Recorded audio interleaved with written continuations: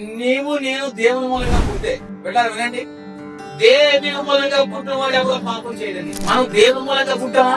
అయితే పాపం జోలికి వెళ్ళాం. అసలు పాపం జోలికి వెళ్ళకూడదు.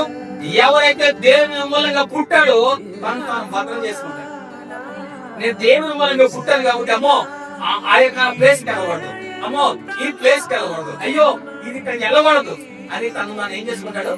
భద్రం చేసుకుంటాడు. నిజంగా దేవుని మూలంగా పుట్టిన నేను, దేవుని మూలంగా పుట్టిన నేను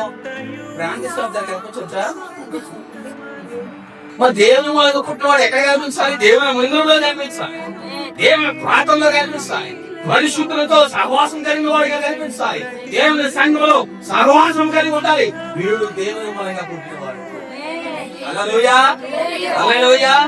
దేవుని మూలంగా పుట్టినవాడు తను తాను ఏం చేసుకుంటాడు? భద్రం చేసుకుంటాడు.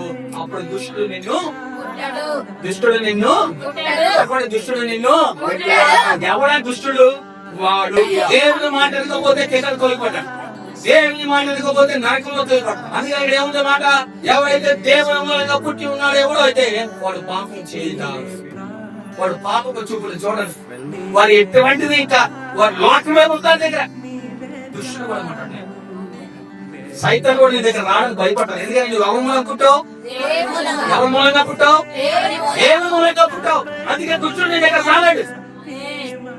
ఆయన నేను ఎలాంటి రక్తం స్వరక్తం ఇచ్చి పరిశుద్ధమైన రక్తంతో నేను కొన్నాడు కాబట్టి ఎండి బంగారంతో నేను వినిపించలేదు. అదేంతో స్వరక్తం ఇచ్చి, సొంత రక్తం ఇచ్చి, పరిశుద్ధమైన రక్తం ఇచ్చి నేను కొన్నాడు. దానికే నువ్వు దేవుని మూలంగా పుట్టావు.